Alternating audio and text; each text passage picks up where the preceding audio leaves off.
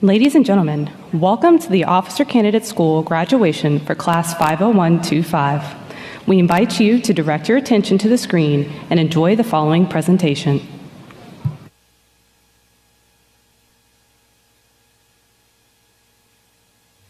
During the summer of 1940, General George Marshall recognized the importance of establishing a rigorous training facility for new officers. Today, one of the prime sources of the junior officers who provide this leadership is the Army's Officers Candidate School System, OCS.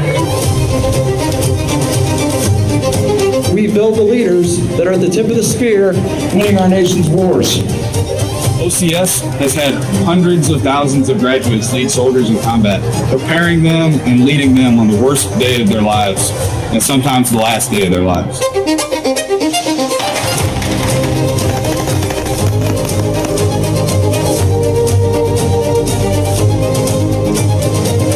The weight you are carrying is meant to represent the weight of the responsibility you're going to have when you pin that bar on your chest. Your body tells you, hey, stop, I'm tired, my muscles aching. What do you tell your body? What do you tell your mind? Let's go. Leaders don't give up. This emblem still stands for a source of dedicated, professionally skillful junior leaders, and the magnificence they're doing around the world speaks for itself.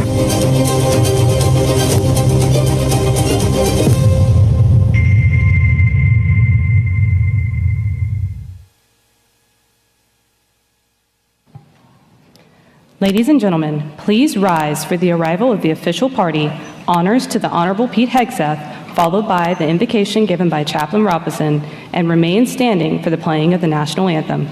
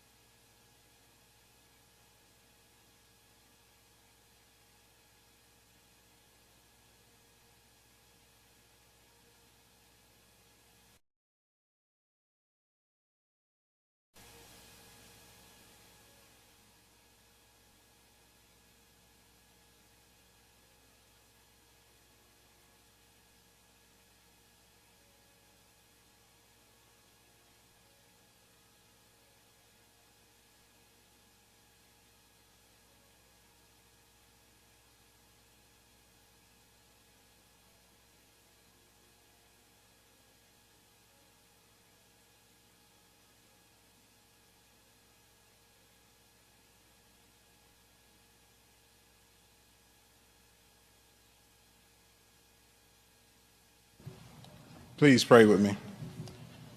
Dear God, we give thanks for this day, for the blessings that come with it, and for the occasion that brings us together. We ask for your presence to be with us as we celebrate the accomplishment of these candidates. Thank you for their family members and friends that stand behind them, cheering them on to success. Thank you for the cadre, facilitators, and all who helped them to reach this point. And in advance, we thank you for the wise words that will be shared shortly by our guest speaker. Thank you for providing the energy and commitment required for these candidates to complete every task. And although there may have been moments of uncertainty and tasks that sometimes seemed impossible, always remind them of all that they have overcome and accomplished in this course. And may these memories always be an inspiration when they need it most. Bless each graduate, and as they join the ranks of those that have gone this way before them, equip them to always live out the OCS motto, standards, no compromise. In your name I pray, amen.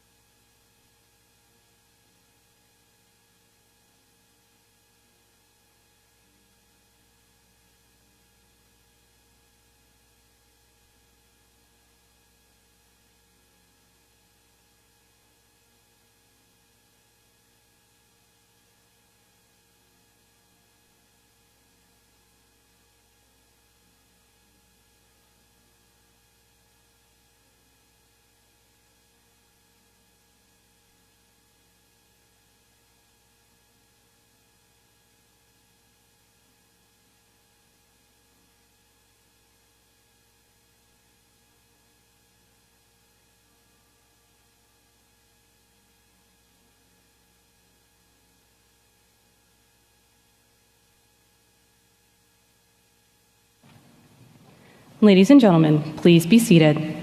Take seat.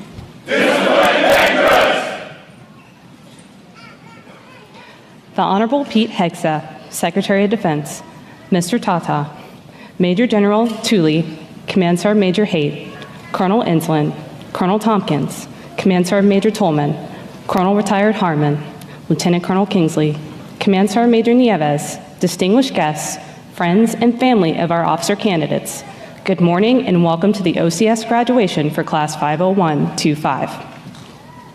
This class started their 12-week journey on June 16, 2025. Over the 12-week period, our 95 officer candidates were assigned to Delta Company, and today, the U.S. Army will receive 77 newly commissioned second lieutenants.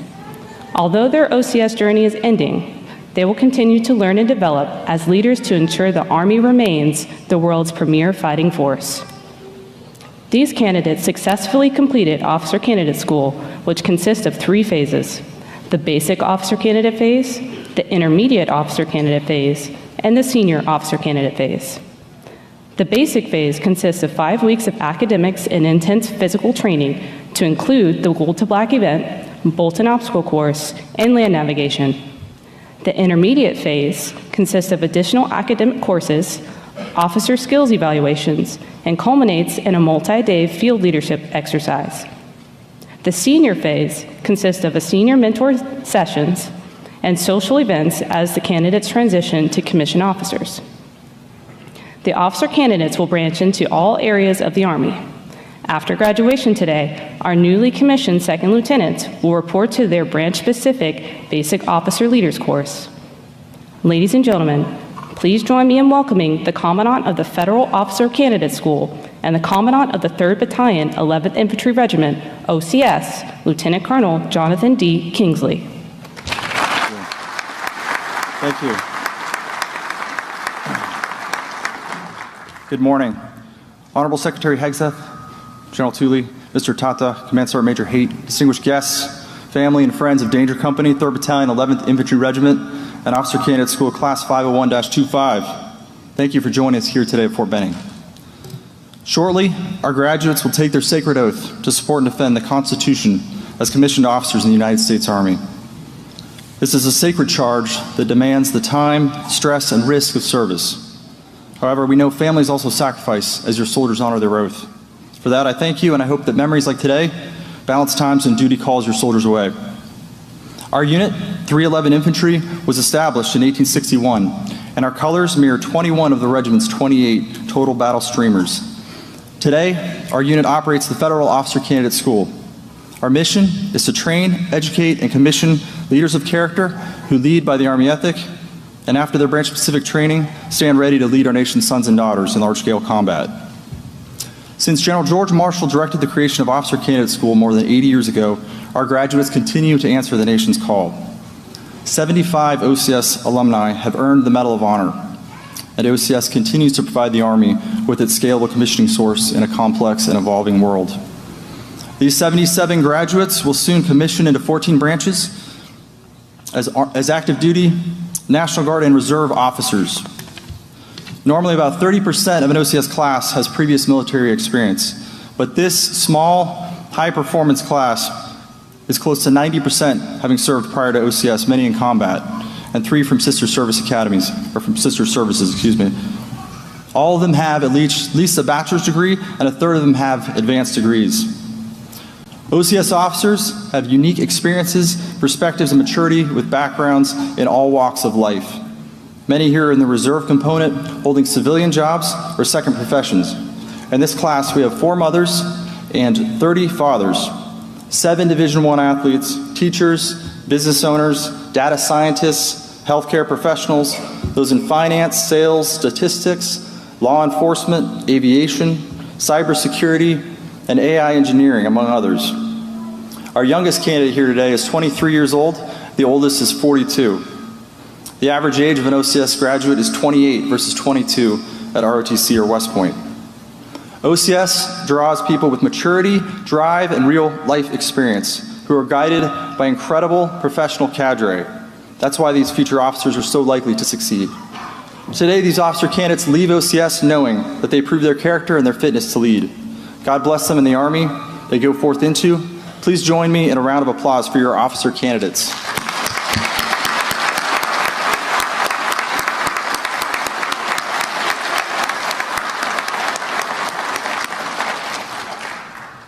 Danger Company candidates, I wish you all the best, and I charge you to maintain the traditions of excellence of OCS and the 11th Infantry Regiment as you lead our nation's most treasured resource, her sons and daughters. Standards, no compromise. Now please allow me to introduce our guest speaker. The Honorable Pete Hegseth, the 29th Secretary of Defense, was commissioned as an infantry officer in the U.S. Army National Guard after graduating from Princeton University in 2003. He deployed in support of operations in Guantanamo Bay, Iraq, and Afghanistan, and held multiple leadership and staff positions within the National Guard. His military awards include 2 Bronze Stars medals, the Joint Commendation Medal, 2 Army Commendation Medals, and the Master Combat Infantry Badge. Secretary Hegseth is also a 5-time author, most recently of the New York Times bestseller, The War on Warriors. Ladies and gentlemen, please join me in welcoming the Secretary of Defense, the Honorable Pete Hegseth.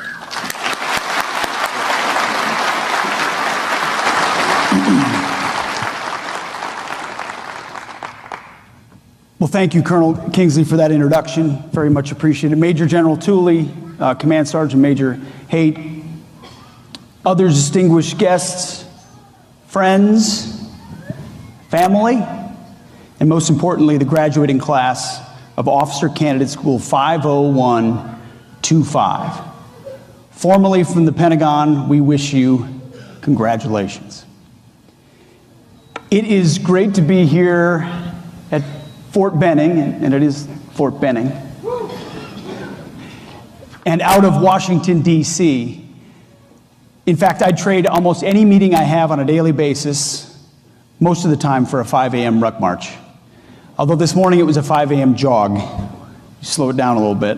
But I think our focus on fitness and standards, I love the motto. Standards, no compromise. That's kind of back to basics approach is precisely what we're focusing on. I didn't know that was the motto of Officer Candidate School. Standards, no compromise. That might become our office motto as well, across the board. It needs to be across all of our formations. And that's why, as the Secretary of Defense or any official in Washington, you're pretty busy, but you shouldn't be too busy to do PT, just like you're not too busy to do, there's not a job in our military that should be too busy that our formations can't do PT and meet the standards, no compromise. You see, when President Trump appointed me to be the Secretary of Defense, he said a couple things. The first was, Pete, you're gonna have to be tough as shit. Really. He was right on that, for sure. But second, he said, you need to bring it back to warfighting. Back to warfighting. Back to the core of what the military does. Get the garbage out. And we do everything we can at the Pentagon to rise to that occasion daily. I'll say this, though. This place, Fort Benning, whether it's Olson Hall or Building 4 or watching OCS, you see, as I was going through IOBC, I did my infantry officer basic course here. We would, during different phases, would see the new phase of OCS coming. It got less and less painful to look at as everybody got more and more proficient. Certainly not this class with all the prior enlisted experience we have here. But back when I was new to the Army, I came to Fort Benning to do IOBC right next door. I graduated on June 3rd of 2003, and I was at infantry officer basic course at June 6th of 2003, 3 days later. And it was Fort Benning that played a key role in forging me. Next to serving God, wearing the uniform of the United States Army, I think, and I'm biased, but I think, is one of the greatest things any American could do. And at the short time we've been here, hey, it's great to see that toughness and commitment are still alive and well, and I wish every American could see the training you do, the way your family supports you, and what this fort does. Of course, this place is legendary. Of the 800,000 officers who served in the Army during World War II, more than half were graduates from OCS. They were called 90-day wonders, and without them, we would not have won the wars in Europe and the Pacific. One previous Secretary of Defense, a man named Cap Weinberger, visited OCS at Fort Benning when he was secretary, and he said, "This is the place where the fate of the country is quite literally decided." To that I say yes and amen. You know, his boss, Ronald Reagan, was a lot like mine, focused on the basics, peace through strength. Today, you're also recognizing two fellow candidates with awards named for some of the great warfighters that were forged here. Colonel Robert Nett, the father of OCS in 1944 in the Philippines. An enemy battalion attacked him with machine guns. He came back at him with his rifle, a bayonet, and killed 7 of the enemy. And then, of course, Lieutenant Colonel Hal Moore, who led 1st Battalion, 7th Cavalry Regiment in the Idrang Valley. He told the reporter that his goal was to clean out the communists. The reporter asked, "Do you think you may run across the main enemy force while you're here?" Lieutenant Colonel Moore answered, "We hope so. We like to kill them as many as we can." Well, his men killed more than 600 enemy soldiers. Lieutenant Colonel Moore completed the Infantry Officers Advanced Course right here at Benning. And you can take heart his philosophy, which is there's always one more thing you can do to increase your odds of success. And I'll tell you this, my first mission in combat as a lieutenant would not have been successful without taking that approach to heart. There's one more thing you can do to increase your odds of success. If your GPS doesn't work, you better know how to use your compass. If you don't know where you are, you better know how to use your map or terrain associate. You better leverage the hell out of your experienced NCOs. You need to know that mission, every aspect of it, every member of your platoon, and what they're capable of, what your squads are capable of, what your weapon systems are capable of, what air support is capable of, better than anybody else. And the more you prepare, the more likely you'll have success. So to you, members of OCS Class 50125, today marks the end of a demanding 12 weeks. But you know, this is just the beginning. For many of you, not the beginning of a career, but the beginning of a new chapter. A new journey where you will lead the finest soldiers in the finest army the world has ever known. You have been forged, and now you will forge. Now, I'm not here to give you advice about how to live your life, except you can't go wrong when you fear God and fear no man, except maybe your first sergeant. You've already succeeded because you made the decision to be here. You've decided to come to this place. You've decided to join the service. You've decided to join our profession of arms. When I look at your class, and I can't really see you, but I'll see you all individually in a moment, you are America's elite. You are the real 1%. Those willing to raise their right hand and do what others will not in order to keep people you don't know safe and free. You entered the profession of arms. You are, to quote General Douglas MacArthur, the ones who are trained to fight. You are the ones with the will to win. You are the ones with the sure knowledge that in war, there is no substitute for victory. Well, in that pursuit, I'm here with a message from the President of the United States, which I always deliver to troops when I'm traveling. He has your back. As a Commander-in-Chief, he will ensure that you have everything you need to win, everything you need to be successful. And I know when I was an infantry lieutenant leading a platoon, that's all I wanted to know. I wanted to know that my company commander, battalion commander, brigade commander, division commander, MNFI commander had my back, understood the difficulties of what we face and the impossible decisions that had to be made at a moment's notice that politicians will want to second guess. He has your back, I have your back, and we will ensure and work to ensure that everyone up and down in the chain of command has that same ethos. War requires risk. War requires tough decisions. We have your back.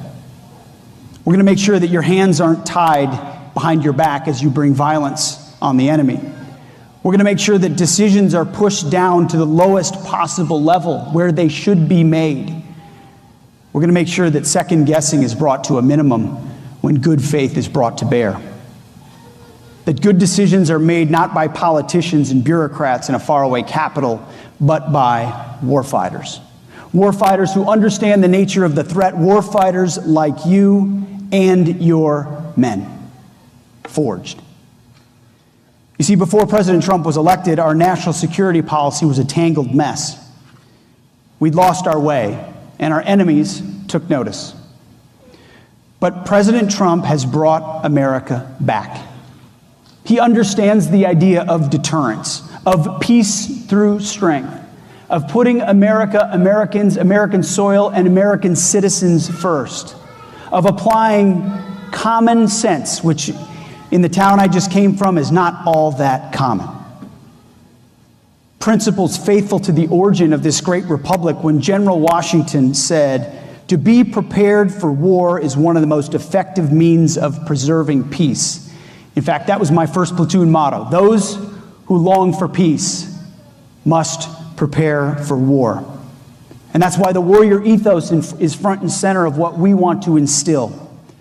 No more DEI, no more quotas, no more low standards, no more trans madness, no more climate nonsense.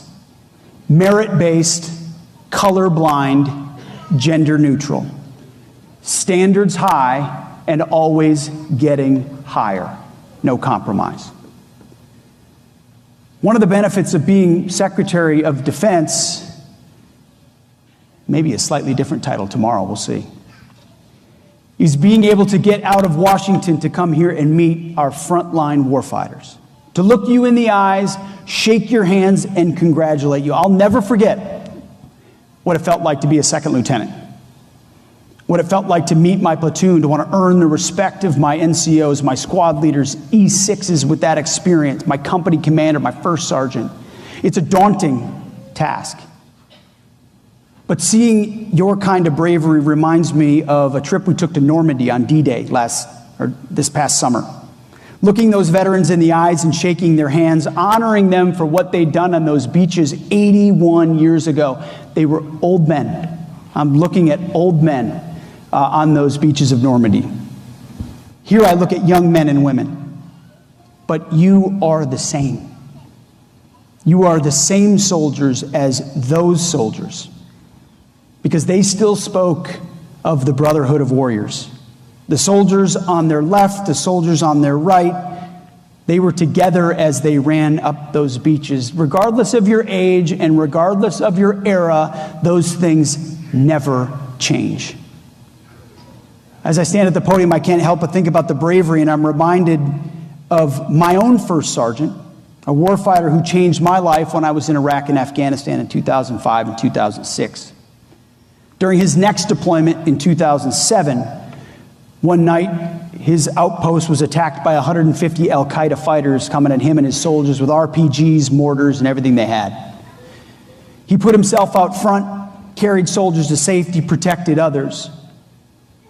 I'm reminded of that Hal Moore quote, "There's always one more thing," because as the first sergeant of that unit, when they occupied that outpost, he ran his infantrymen into the ground for 2 days because he believed the defensive positions on that outpost were inadequate. And so they didn't sleep, they didn't rest, they barely ate, and they worked. And they worked and they put up defensive position after defensive position, after camo netting, after sandbags, after sector sketches, you name it, they did it. And when you talk to the men of that company, they credit him for what he did when the bullets were not flying, the way in which he prepared in an uncompromising way that saved their lives. Without that, they would have been sitting ducks. Instead, they were a hardened position, impossible to penetrate. In the end, he and his men killed 18 Al-Qaeda fighters. I still call on him today. He's one of my senior advisors. His name is Eric Garrissey, and he was a recipient of the Distinguished Service Cross for his actions in Iraq. That's the kind of warrior ethos we are restoring in the military. Uncompromising, unrelenting, with the mission first always. No more summertime soldiers or sunshine patriots. I think about bravery like his and others when we have to sadly write letters to spouses and parents of children and children, letters that are delivered after their loved ones died while serving, or phone calls that we make on a regular basis. Letters to a 6-year-old where I write, as you grow up, my wish is that with each passing year, you'll come to realize that your dad represents the best of the country. Those letters remind me that my job, our job, is life and death. Other people have the convenience of getting some things wrong or making a mistake over here, and of course we all make mistakes because we're human beings. But the reason why standards matter so much is because we are in the business of kill or be killed, live or die. You know that. And so you're about to graduate. You're going to remember the PT formations, the 5th week in the field, the lights out, the last 500 meters of a 12-mile ruck march, holding that rucksack up high on your shoulders so it's not rubbing against your back. The long strides and exaggerated steps, the deep breaths you take from getting lightheaded. You will draw on those sweltering days of summer that gave way to September, when you had long last made it. In fact, your time frame is almost exactly the time frame during the year of when I went through infantry officer basic course. It can be a bit unrelenting with the heat here in Georgia. You've been forged. You know, a few weeks ago, I hosted the heralded 7th annual Pete Hegseth NBA All-Star Summer Hoops basketball camp. It was for 7 kids. My kids and the neighbor kids. It was a small but mighty little basketball camp. We do it every year. We did it when I lived in New Jersey, when I lived in Tennessee, and this year we did it for 3 days in Washington. At the end of a day at the Pentagon, we went to a basketball court and ran through drills. My dad was a basketball coach, so it never comes out of my DNA. None of my kids are going to play in the pros. I'll tell you that. The first couple years of the camp, we had rules: never quit, listen and learn, and work hard. The kids were very young then, so we did have another rule that's since been sent to the wayside. It was don't cry. We needed it a lot. But a couple of years ago, we added the top rule, which is honor God. So we're putting a ball through a hoop, learning how to dribble, but we honor and glorify God in how we do all things. Those of us in the profession of arms are doing things that are a lot more important than playing hoops. But what we do in any activity demonstrates honoring God. And so at our camp this year, the scripture we used was Romans 5, verses 3 through 4. And the word of the Lord. Not only that, but we are rejoicing in our suffering, knowing that suffering produces endurance, and endurance produces character, and character produces hope. You have endured, and when you endure, character is developed, and that leads to hope. So in the next part of your journey, you're going to incur setbacks. No matter where you're going, active, guard, reserve, a foreign country, you name it, you will have impossible moments, insurmountable challenges. You will have to endure. Your character will continue to be forged. May you lead with endurance. May you build character. And in the end, may there be hope. Because I'll tell you this, because today, on behalf of a nation, you bring me hope. That we still produce young men and women willing to do hard things for not enough pay and no glory, no spotlight. Raise that right hand to defend the Constitution and defend our nation and our citizens. We don't exist unless we have people like you. You give me hope. So I wish you congratulations today. You've completed the course. Our nation needs you. Go serve and go fight. God bless. Commissioning.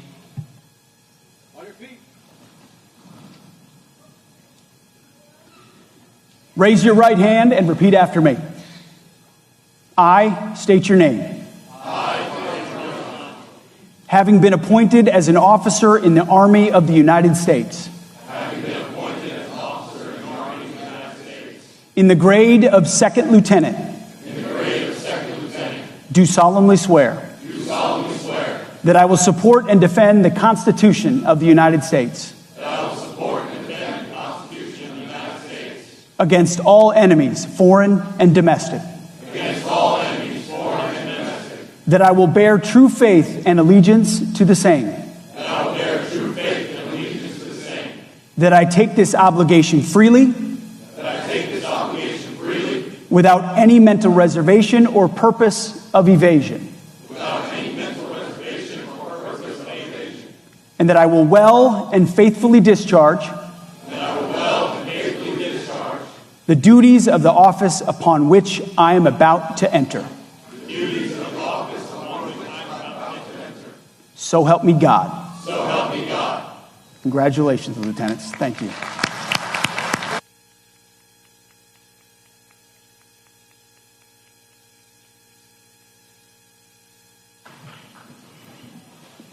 At this time, we would like to take a moment to thank all the organizations that supported and sponsored Class 50125 from their start on June 16, 2025 to their commissioning today. These sponsors have donated awards for distinguished graduates, money to support the candidates' events, and bricks that will be placed in the OCS Memorial Walk to remember and recognize the company leadership and cadre, Class 50125, and the distinguished graduates. These organizations are the United States Army Officer Candidate School Alumni Association, the American Armed Forces Mutual Aid Association, the United States Automobile Association, the Association of the United States Army, and the Military Officer Association of America. Please join us in thanking these organizations for their support.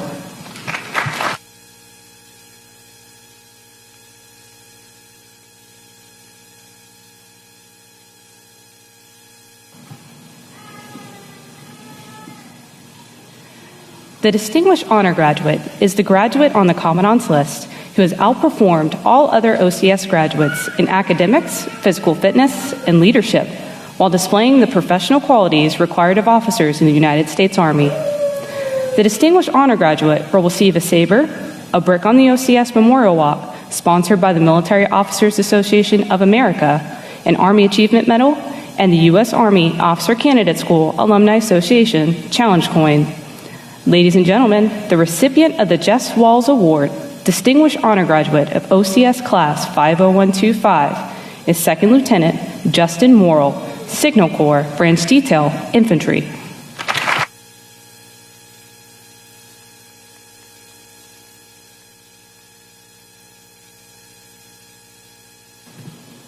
Rendering a newly commissioned officer's first salute, along with pinning their first set of second lieutenant gold bars, are time-honored traditions in our Army.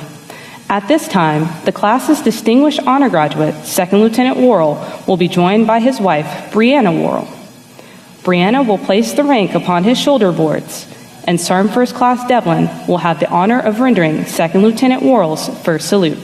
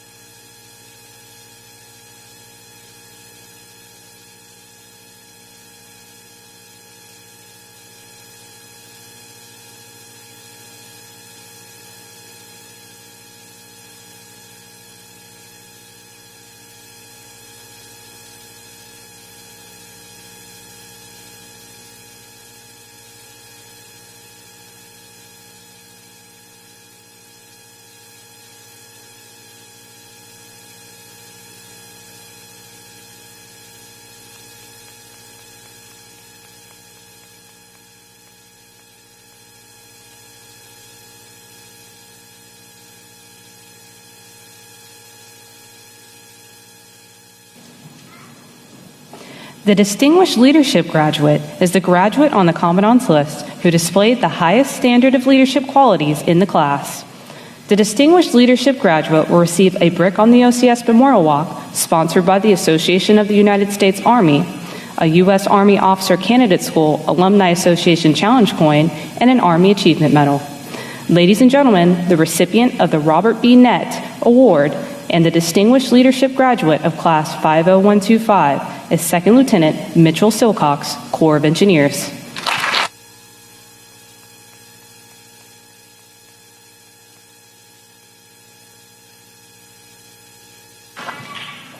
The Distinguished Academic Graduate is the Graduate Robert B. Nett Award, and the Distinguished Leadership Graduate of Class 50125 is Second Lieutenant Mitchell Silcox, Corps of Engineers.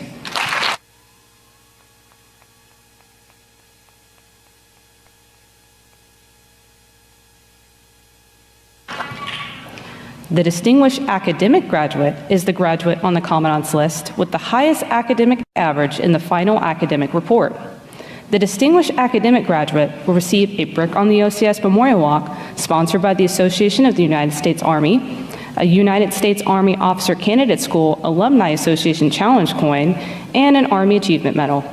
Ladies and gentlemen, the recipient of the Distinguished Academic Award of OCS Class 50125 is Second Lieutenant Michael Iglesias, Logistics.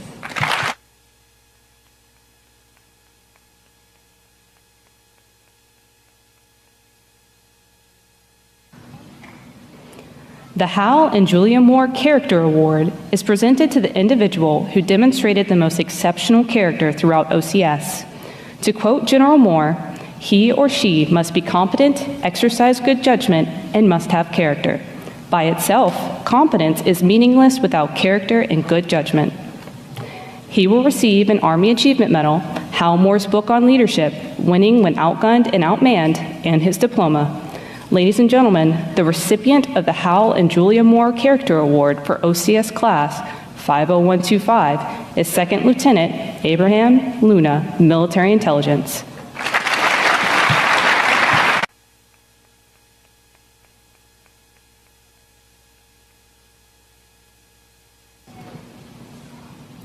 The Distinguished Physical Fitness Graduates are the male and female graduates who scored the highest average on the Officer Candidate School's physical. Will be awarded the Iron Mike Award and a brick in the OCS Memorial Walk provided by the U.S. Army Officer Candidate School Alumni Association and a challenge coin. Ladies and gentlemen, the Distinguished Physical Fitness Graduates of OCS Class 50125 for males with a score of 500 on the AFT is Second Lieutenant Samuel Adu Bohen, Signal Corps.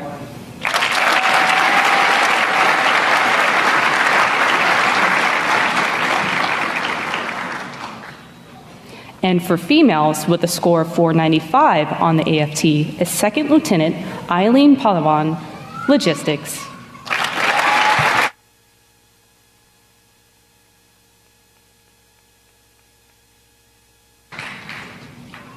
The Commandant's list are the graduates who rank in the top 20% of the class while completing each graduation requirement on the first attempt.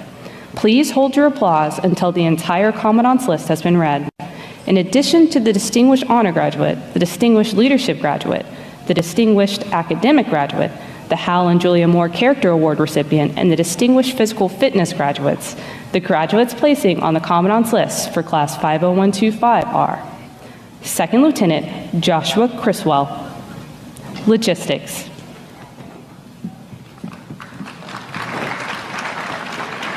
Second Lieutenant John Riddick, Corps of Engineers.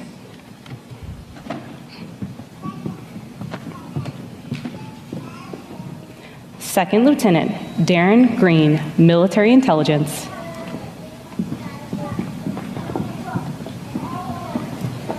Second Lieutenant Hunter Livingston, Corps of Engineers.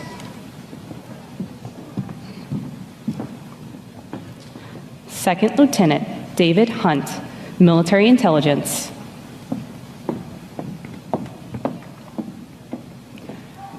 Second Lieutenant Carmelina Garcia Meseo, Signal Corps.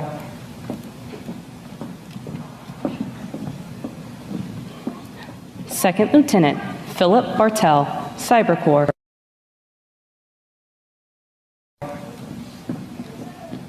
Second Lieutenant James Frazier, Military Intelligence, Branch Detail, Infantry.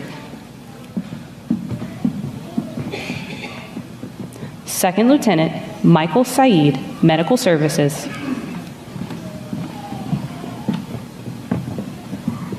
Second Lieutenant Lorraine Fletcher, Corps of Engineers.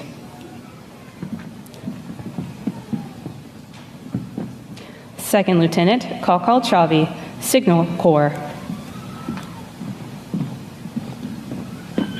And Second Lieutenant Edward Hahn, Adjutant General Corps.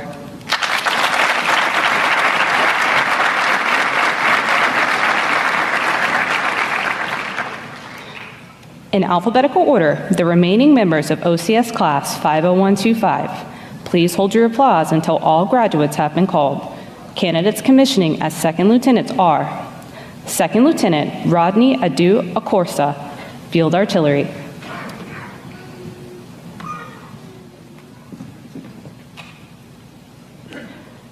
Second Lieutenant James Aiken, Military Intelligence.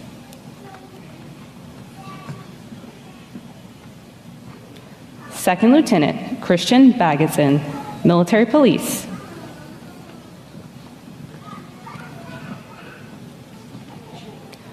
Second Lieutenant Dominique Bennett, Chemical Corps.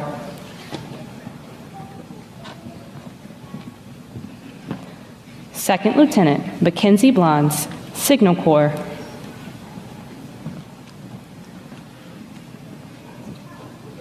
Second Lieutenant Edward Brown, Medical Services.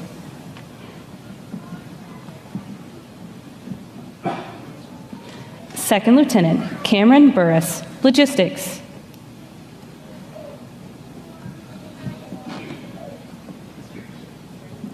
Second Lieutenant Mohammed Shekaru, in Military Intelligence, Branch Detail, Infantry.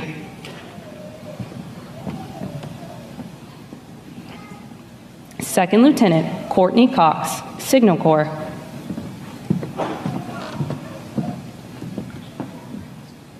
Second Lieutenant Joshua Davis, Signal Corps, Branch Detail, Infantry.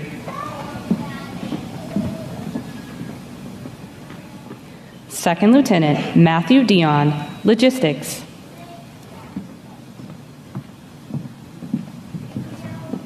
Second Lieutenant Naman Dubey, Field Artillery.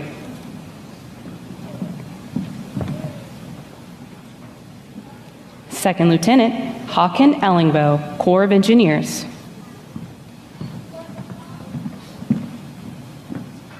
Second Lieutenant Colin Frazier, Military Intelligence.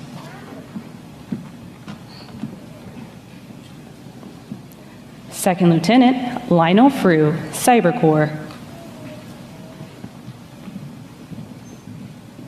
Second Lieutenant Thorne Geis, Logistics. Second Lieutenant Levon Gregolia, Signal Corps.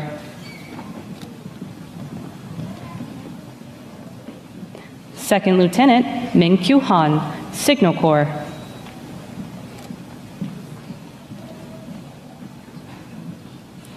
Second Lieutenant Eugene Harvey III, Cyber Corps.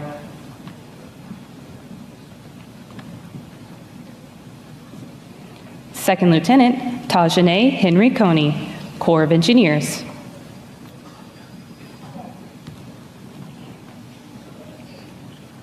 Second Lieutenant Brittany Hines, Logistics.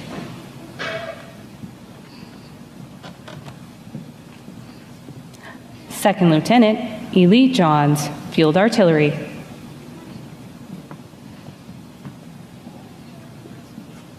Second Lieutenant Montel Johnson Troop, Infantry.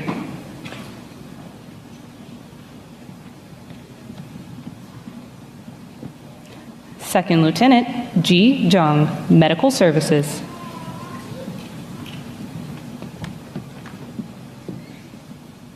Second Lieutenant Surain Kanchi, Signal Corps.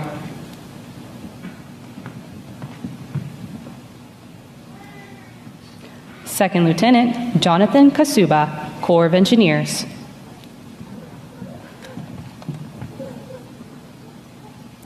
Second Lieutenant Yuja Liu, Logistics.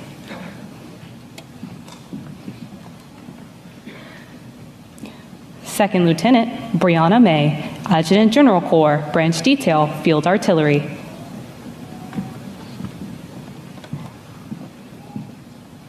Second Lieutenant Zachary McIntyre, Signal Corps.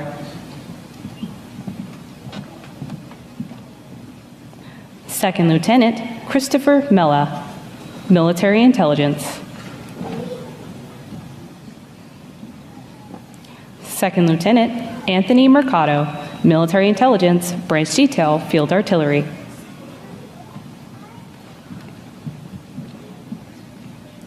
Second Lieutenant Shane Monglavong, Finance Corps.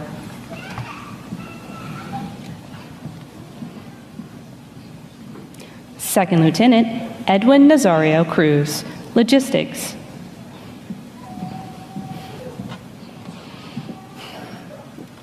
Second Lieutenant Roy O'Neill, Military Police.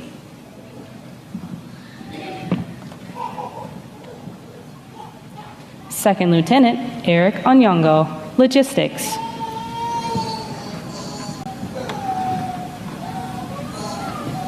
Second Lieutenant Perla Ortiz, Logistics.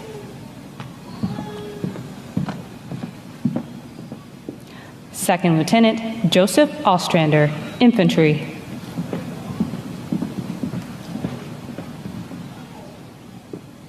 Second Lieutenant Renee Owsley, Medical Services.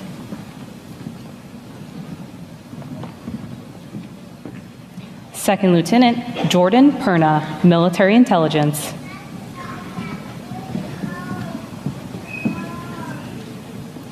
Second Lieutenant Ronald Pierre, Signal Corps.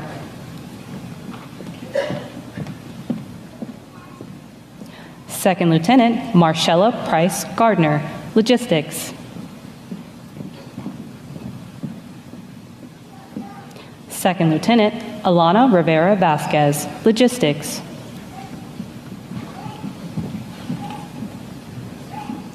Second Lieutenant Michaela Romero, Military Intelligence.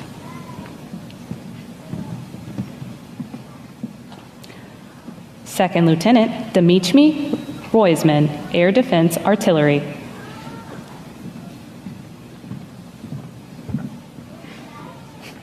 Second Lieutenant Jacob Ruth, Signal Corps.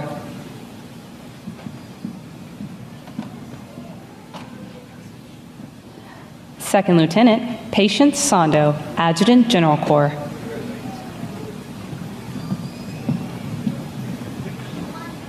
Second Lieutenant Devontae Spellman, Signal Corps.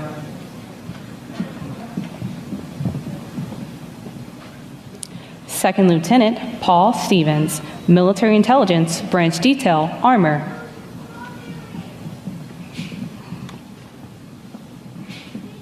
Second Lieutenant Sharendra Takir, Finance Corps.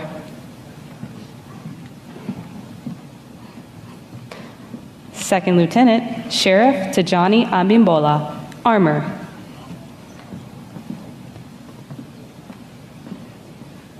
Second Lieutenant Elijah Terrell, Logistics.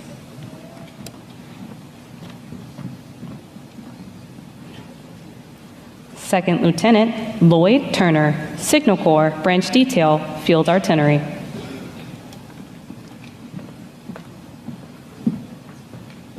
Second Lieutenant Justin Vanbert, Military Intelligence.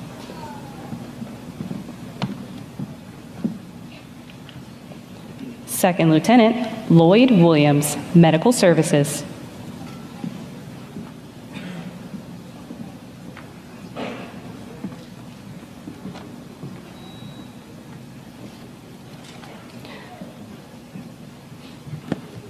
Second Lieutenant Lloyd Williams, Medical Services.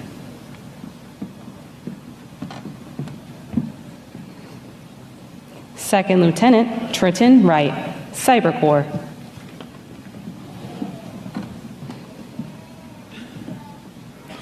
Second Lieutenant Jeffrey Wyatt, Logistics.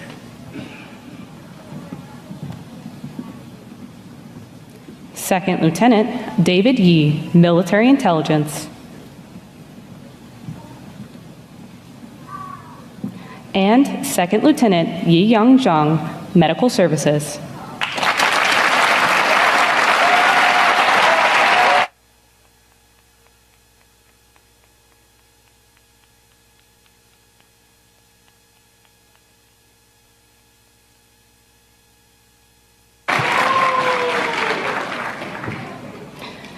Each cycle, one cadre member is chosen by the candidates and cadre team as the cadre of the cycle for their teaching, mentoring, and professional development of the candidates. They will receive an Army Commendation Medal, a brick on the OCS Memorial Walk, sponsored by the U.S. Army Officer Candidate School Alumni Association, and a challenge coin. The cadre of the cycle for Class 50125 is Sergeant First Class Joshua McPherson.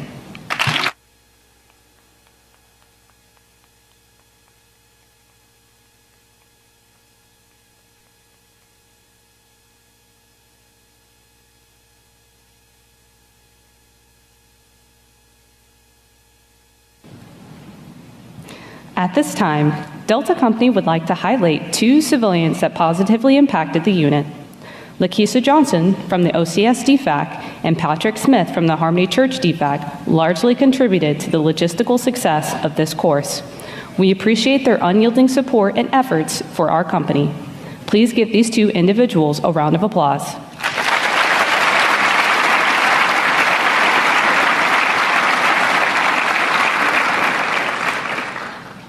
Ladies and gentlemen, at this time, OCS Class 50125 would like to present the Honorable Pete Hegseth, the Secretary of Defense, with a gift as a token of their appreciation for his time and words of wisdom. The gift will be presented by Second Lieutenant Worrell, the Distinguished Honor Graduate.